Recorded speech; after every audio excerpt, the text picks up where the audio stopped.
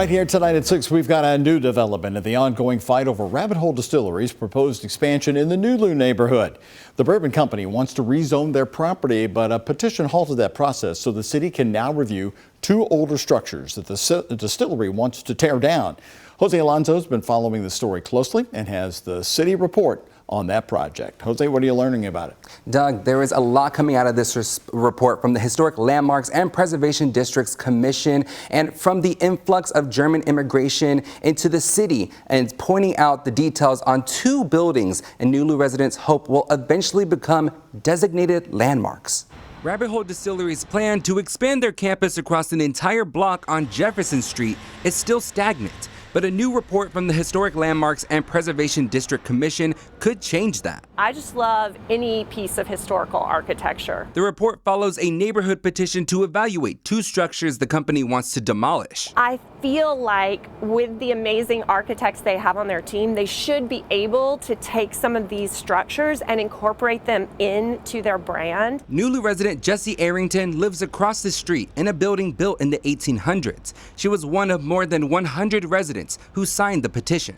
Being a person who is trying to escort a historic church into the next generation and keep it from crumbling and falling down takes a lot of effort. The report says the building on Clay Street was built in 1882.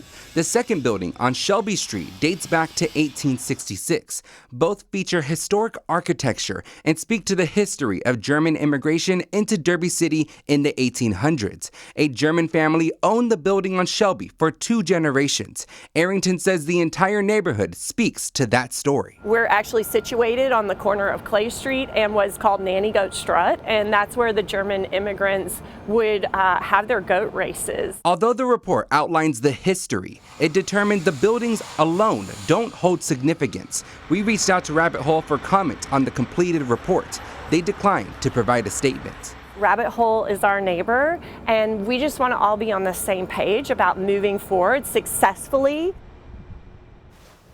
Fascinating history, of course, the immigration coming to Louisville from Cincinnati, but it is a tight space down there, historic neighborhood. Why does Rabbit Hole need more space in the first place? Why do they want to take out these buildings? Yeah, Doug, so what exactly they're trying to do is really their trucking system right now. It just stays there in the Jefferson Street area, but they're trying to make it go through to Nanny Goat Strut and relieve that traffic in the area. That's what their main goal is with this redesign from what I'm seeing. You're talking about the big trucks that bring in the grain to make the bourbon, and they cross busy sidewalks where people are walking. Exactly, and shipment as well. But again, we've been following this from the beginning of this process, and the next step is that it's going to go into an individual technical review. That's going to be happening on September 13th, and then from there it could go to the commission for a potential vote. All right, fascinating history. Thank you very much, Jose, for following that. Let's